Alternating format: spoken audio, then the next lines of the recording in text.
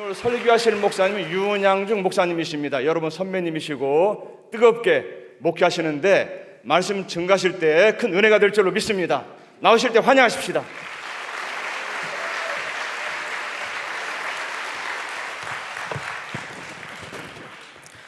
여러분 만나 뵙게 되어서 참 반갑습니다. 하나님의 은혜가 여러분의 삶 가운데 앞으로 미래 가운데 인도하심 있기를 축복합니다. 오늘은 여러분과 함께 하나님의 형상 회복이라는 주제로 함께 말씀을 나누겠습니다. 여러분들이 아름답고 존귀한 이유는 하나님의 형상이기 때문에 그렇습니다. 마틴 루터는 하나님의 형상의 아름다움을 이렇게 묘사했습니다. 하나님의 형상으로 창조된 인간은 가장 아름답고 가장 뛰어나고 가장 고상한 작품이다. 아직 죄의 오염이 그의 이성이나 의지에 영향을 미치지 않아서 그의 모든 감각은 가장 순수하고 그의 지성은 가장 명료하고 그의 기억은 가장 완전하고 그의 의지는 가장 진실하며 이 모든 것들은 가장 즐거운 안전을 동반하고 있고 어떤 죽음의 공포도 없으며 어떤 것에 대한 염려나 근심이 없다 그랬습니다. 하나님의 형상으로 창조된 인간이 이렇게 아름답고 완전합니다. 그런데 문제는 죄로 인해서 하나님의 형상이 깨어진 것입니다. 하나님의 형상이 깨어지면서 우리 인간에게는 수많은 문제들이 발생합니다. 감각이 오염됐습니다. 지성이 오염됐습니다. 기억이 오염됐습니다. 우리의 의지도 오염이 됐습니다. 그래서 우리가 신앙생활하는 목적은 하나님의 형상을 회복하는 것입니다. 로마서 8장 29절에 하나님의 미리 아신 자들을 또한 그 아들의 형상을 본받게 하기 위하여 미리 정하셨으니 그랬어요. 하나님께서 우리를 구원하시고 부르신 이유는 예수님의 형상을 본받게 하기 위해서 우리를 부르신 것입니다. 대교수학의 대가이고 현대교육의 아버지라고 할 수 있는 코메니우스는 이런 측면에서 학교 교육을 좀 비판을 했어요. 왜냐하면 이분은 교육의 목적이 하나님의 형상 회복에 있는 것을 매우 강조했는데 초등학교에 들어가고 중학교, 고등학교, 대학을 졸업해도 학교에서 하나님의 형상 회복이 전혀 일어나지 않기 때문에 그렇습니다. 대학을 졸업해도 하나님이 누구인지도 모르고 내가 누구인지도 모르고 내가 왜 사는지도 모르는 학생들이 많습니다. 하나님의 창조의 목적이 무엇인지도 모른 채 대학을 졸업하는 학생이 많다라는 것입니다. 그래서 오늘 우리는 침신 공동체와 함께 하나님의 형상 회복이 무엇인가 생각하고 고민하고 또 우리가 앞으로 하나님의 형상 회복을 위해서 무엇을 해야 되는지 한번 생각해 보는 것은 중요하다고 생각을 합니다. 감사하게도 종교개혁 이전에 학자들은 하나님의 형상에 대해서 철학적으로 접근하고 하나님의 형상이 무언가 여기에 대해 좀 접근했는데 마틴 루터와 칼빈은 성경적으로 하나님의 형상을 회복하는 것이 뭔가에 접근을 하면서 오늘 읽어드린 에베소서 3장 9절에서 10절 그리고 에베소서 4장 22절에서 24절까지 말씀을 통해서 칼빈은 세 가지를 회복하는 것이 하나님의 형상을 회복하는 것이다라고 말을 했어요. 골로새 3장 10절 말씀에 보면은 새 사람을 입었으니 그랬지요. 새 사람을 입은 것이 곧 하나님의 형상을 입는 것입니다. 이는 자기를 창조하시는 형상을 따라 지식에까지 새롭게 하심을 입은 자다 그랬는데 첫 번째 하나님의 형상을 회복하는 것은 지식이 새로워지는 거다. 두 번째 에베소서 4장 22절 24절만 보면은 하나님을 따라 의와 진리의 거룩함으로 지으심을 받은 새 사람을 입으라. 여기도 새 사람을 입으라 그랬죠. 근데 어떻게 새 사람을 입습니까? 의와 진리의 거룩함으로. 그래서 이 두 말씀을 근거로 해서 칼빈은 세 가지를 회복하는 것이 하나님의 형상을 회복하는 것이다. 첫째는 참된 지식을 회복하는 것이고 둘째는 순결한 의를 회복하는 것이고 셋째는 거룩성을 회복하는 것이 하나님의 형상을 회복하는 것이다. 이렇게 말을 했습니다. 그래서 오늘 세 가지를 가지고 간단하게 여러분과 함께 나누겠습니다. 첫째, 하나님의 형상 회복은 지식이 새로워지는 것입니다. 인간의 타락은 지식의 타락입니다. 아담과 하와가 스스로 선악을 아는 지식을 갖기 위해서 선악과를 먹으며 타락한 것이 최초의 죄입니다.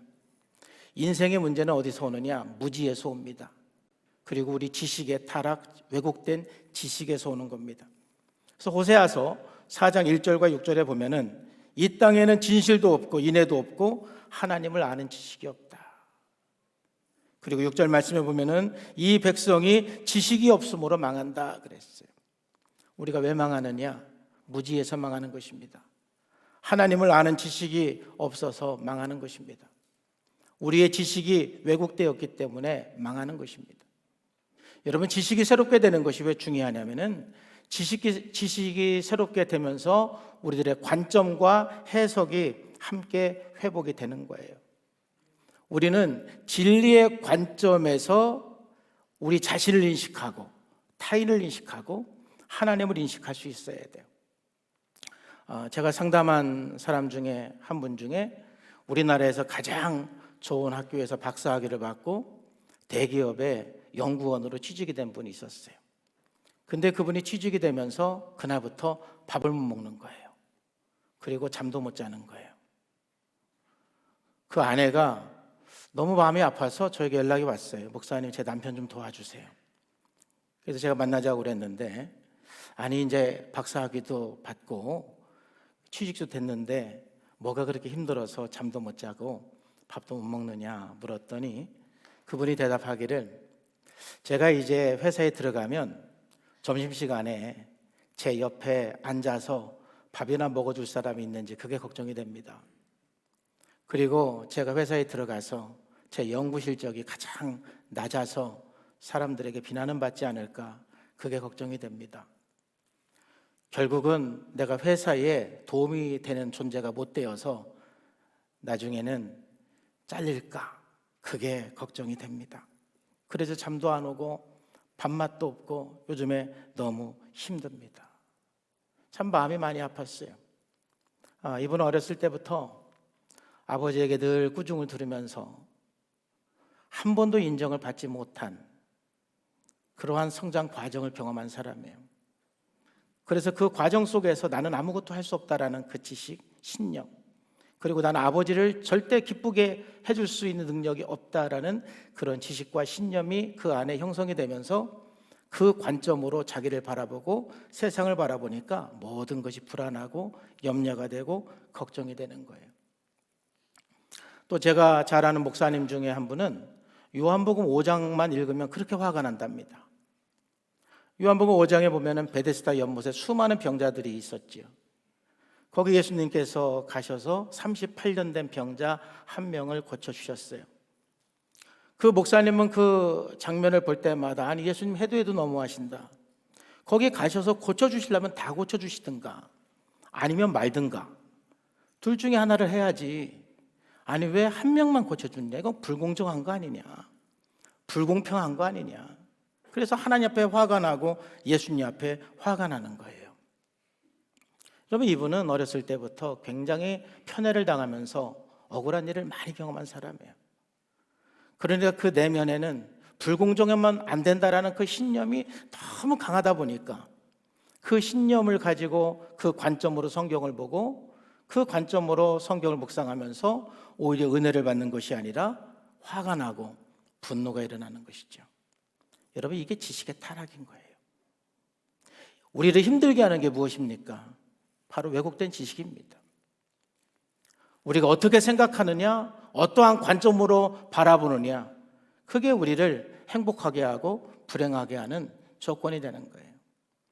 그래서 아론백이라는 그 인지학자는 인지왜곡에 대해서 한 8가지를 얘기를 했어요. 자의식 추론이라는 것은 근거 없이 결정을 내리는 거예요. 첫 번째 예를 든 그 사람 예입니다.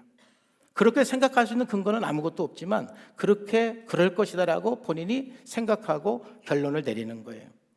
선택적 추상은 내가 보고 싶은 것만 보고 듣고 싶은 것만 듣고 결정을 내리는 거예요. 전체를 보고 결정을 내려야 되는데 부분만 보고 결정을 내리는 거예요. 과잉일반화, 또 극대화, 극소화.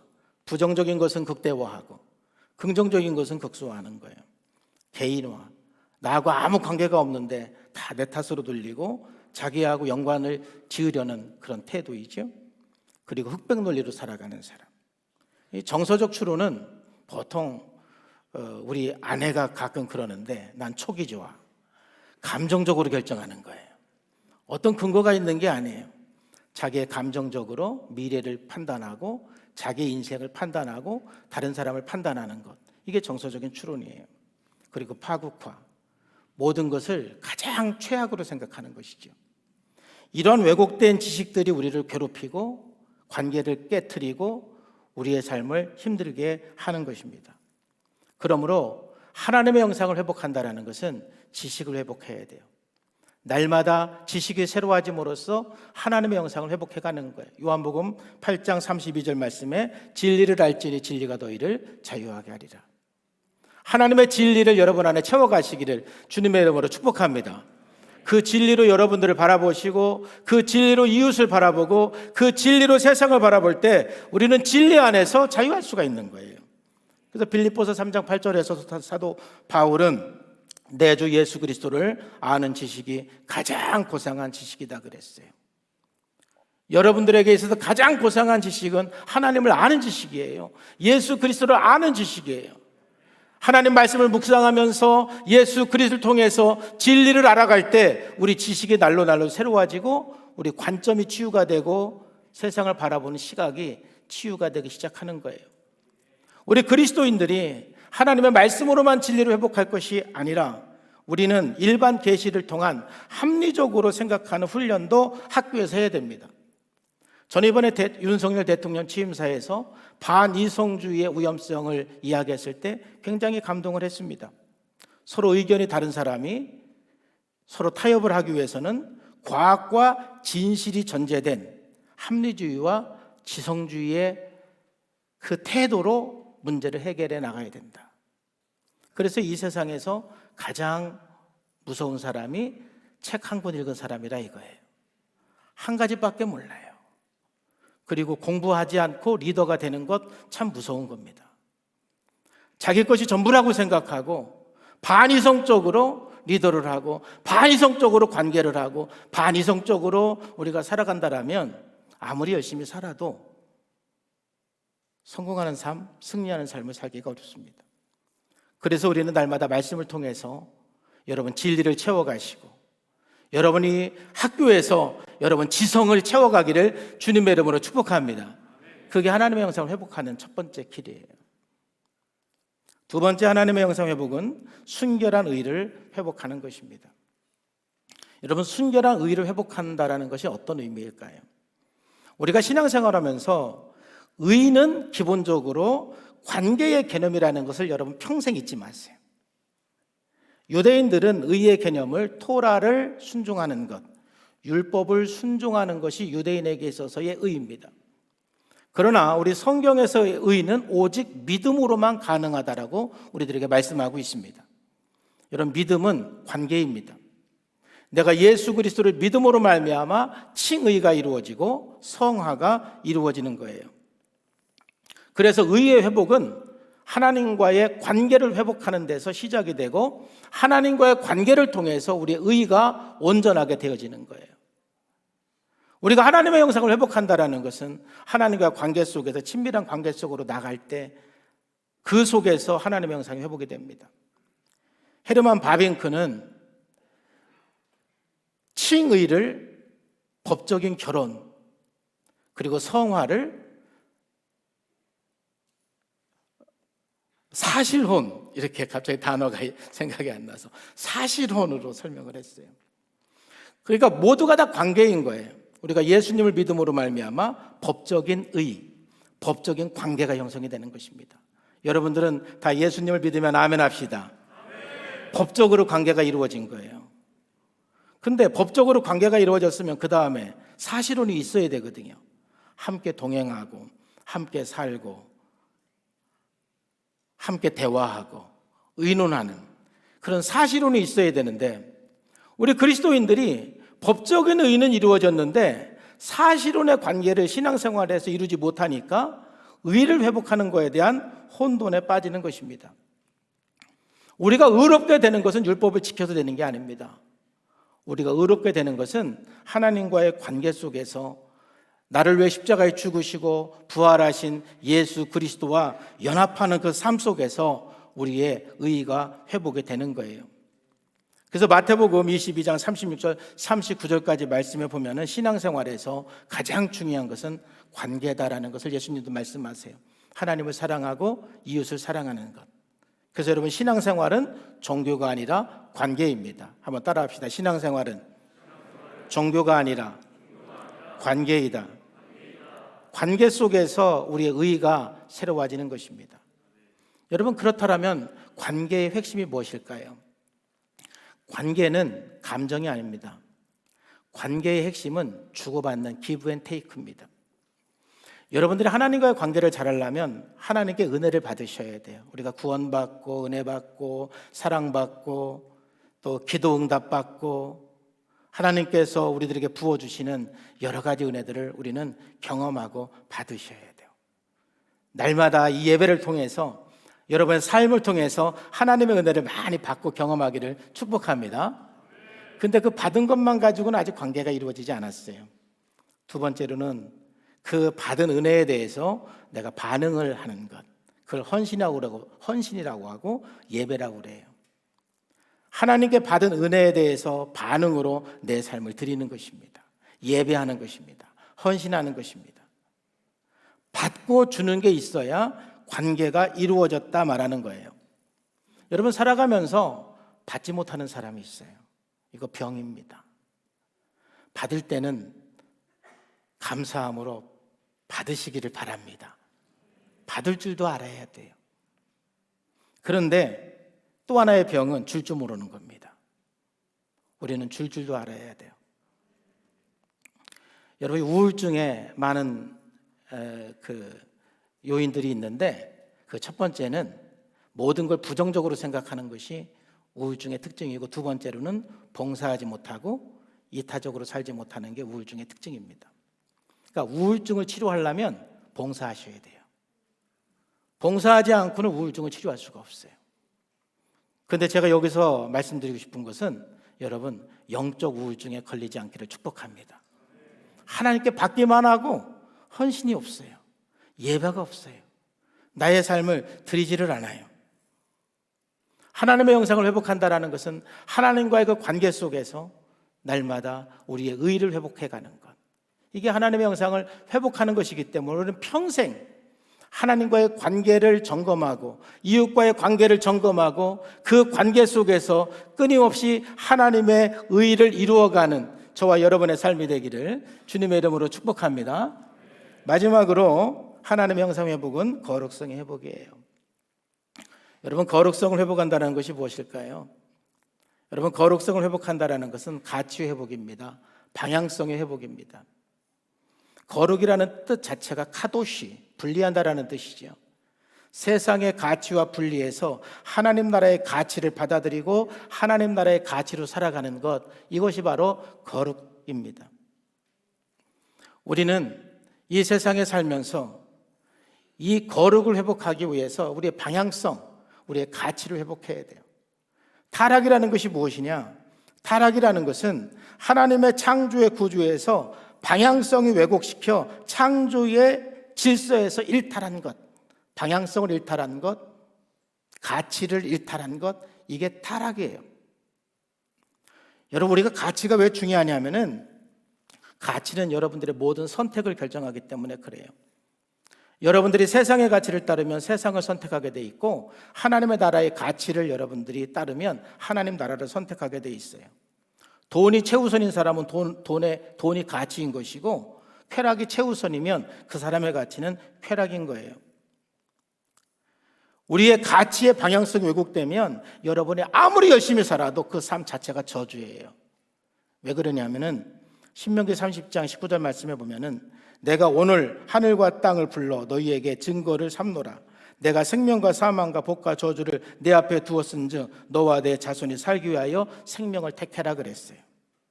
세상에 저주를 선택하고 싶은 사람이 어디 있겠어요? 세상에 사망을 선택하고 싶은 사람이 어디 있겠어요? 근데 왜 사람들이 사망을 선택하고 저주를 선택할까요? 그 사람의 가치가 그래서 그런 것입니다. 세상적인 가치를 가진 사람은 절대 하나님을 선택할 수가 없습니다. 세상의 가치를 가진 사람은 절대 하나님 나라의 거룩한 가치를 선택할 수가 없습니다. 우리의 가치가 저주와 사망을 선택하게 하는 거예요. 그래서 방향성이 왜곡된 그 자체, 우리의 가치가 타락한 그 자체가 저주이고 사망이라는 거예요. 여러분 솔로몬을 보세요. 솔로몬이 성전도 건축하고 왕궁도 건축한 후에 완전히 가치를 일탈했습니다. 방향성을 일탈했습니다. 세상에서 가질 수 있는 건 모든 걸 가졌지만은 솔로몬이 행복했습니까?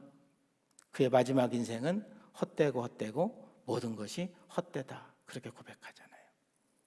그러므로 우리가 그리스도인으로서 하나님의 형상을 회복한다는 것은 가치를 회복하는 거예요. 사랑하는 침신가족 여러분, 하나님 나라의 가치를 회복하기를 주님의 이름으로 축복합니다. 하나님의 비전은 그리스도의 구속으로 말미암아 세상을 새롭게 하는, 리폼도 하는 것이 하나님의 뜻입니다.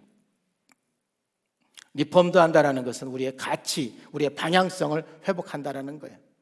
더 이상 디폼도한 세상에서 살지 말고 리폼도한 삶으로 나가시기를 주님의 이름으로 축복합니다. 마태복음 6장 33절 다 같이 한번 읽겠습니다. 시작. 너희는 먼저 그의 나라와 그의 의를 구하라. 그리하면 이 모든 것을 너에게 더하시리라. 아멘. 우리들에게서 첫째와 둘째가 중요한 거예요. 우리가 육체를 가졌기 때문에 세상의 가치가 전혀 우리들에게 의미가 없는 건 아니에요.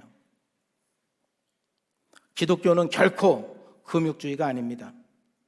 문제는 뭐냐? 첫째와 둘째의 문제예요. 사단은 절대 우리들에게 하나님을 버리라고 말하지 않습니다. 세상의 가치를 첫 번째로 두고 하나님을 두 번째로 놓으라고 사단은 말하는 거예요. 여러분들의 그 가치가, 세상의 가치가 첫 번째이고 하나님의 가치가 두 번째이면 그 자체가 저주라는 거예요. 오늘 그 자리를 바꾸시기를 바랍니다. 하나님이 첫째이고 세상 가치가 둘째, 셋째, 넷째가 돼야 돼요. 이스라엘 백성이 한 번도 하나님을 버린 적이 없어요.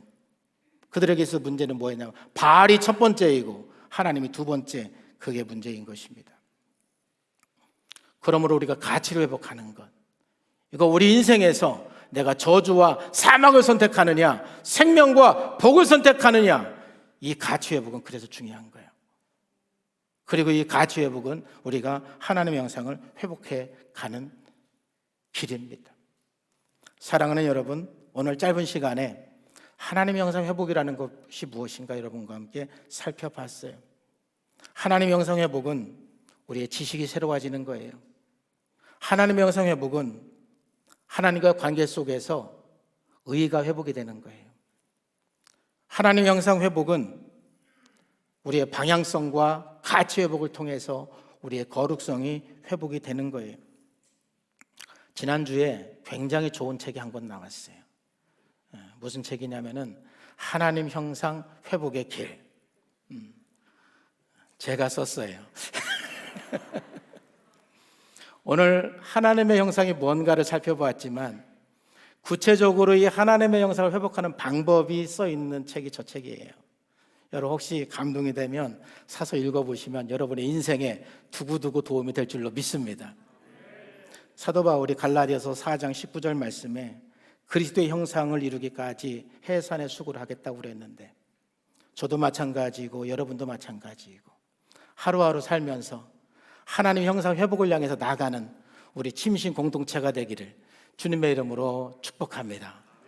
기도하겠습니다. 하나님 감사합니다. 오늘 또 주님께서 함께 해주셔서 말씀해 주심을 감사합니다. 우리가 함께 하나님의 형상이 무엇인지를 알고 하나님의 형상 회복을 향해 나가는 삶이 되게 하여 주옵소서. 예수의 이름으로 기도합니다. 아멘.